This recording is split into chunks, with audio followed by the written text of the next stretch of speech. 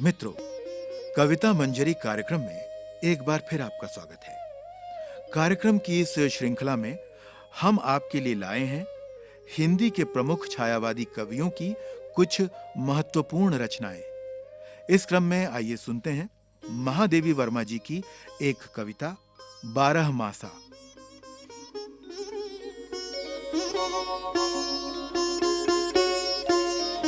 माँ कहती आषाढ़ आया है, काले काले मेघ घिर रहे, रिमझिम बूंदें बरस रही हैं, मोर नाचते हुए फिर रहे। फिर यह तो सावन के दिन हैं, राखी भी आई चमकीली, नन्हे को राखी बांधी है, माँ ने दी है चुन्नी नीली।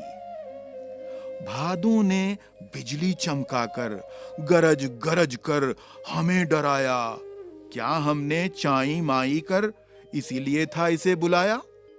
गन्ने चटका चटका कर मां किन देवों को जगा रही है, ये कुंवार तक सोते रहते, क्या इनको कुछ काम नहीं है। दिए तेल सब रामा लाया, हमने मिल बत्तियां बनाई, कार्तिक में लक्ष्मी की पूजा करके दीपावली जलाई। मां कहती अगहन के दिन हैं, खेलो पर तुम दूर न जाना, हमको तो अपनी चिड़ियों की खोज खबर है, लेकर आना। पूस मास में सिली रजाई, निक्की रोजी बैठे छिपकर, रामा देख इन्हें पाएगा, कर देगा इन सबको बाहर। माघ मास सर्दी के दिन हैं, नहा नहा हम कांपे थर थर, पर ठाकुर जी कभी न कांपे, उन्हें नहीं क्या सर्दी का डर। फागुन आया, होली खेली, गुझियां खाई, जन्म मनाया, क्या मैं पेट चीर कर निकली या तारों से मुझे बुलाया। चैत आ गया, चैती गाओ, मां कहती बसंत आया है, नए नए फूलों पत्तों से बाग हमारा लहराया है। अब बैशाख आ गई गर्मी, खेलेंगे हम फव्वारों से, बादल अब ना आएंगे हमको ठंडा करने बौछारों से। मां कहती अब जेठ तपेगा, निकलो मत घर बाहर दिन में, हम कहते गौरैया प्यासी, पानी तो रख दे आंगन में।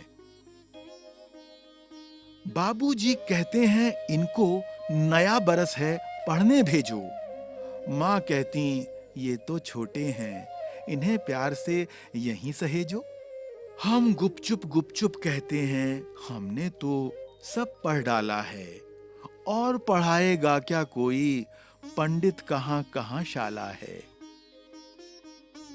मित्रों, कविता में महादेवी वर्मा ने वर्ष भर के 12 महीनों के प्रकृति सौंदर्य का बड़ा ही सुंदर वर्णन किया है। 12 महीनों के प्राकृतिक सौंदर्य के बखान की यात्रा का आरंभ इन्होंने आषाढ़ के महीने में मेघों के आगमन से किया है, और इस यात्रा का अंत जेठ की तपती दोपहरी पर किया गया। कविता में प्रत्येक महीने की खूबियों और उसके महत्व को बड़े ही अच्छे ढंग से प्रस्तुत किया गया है।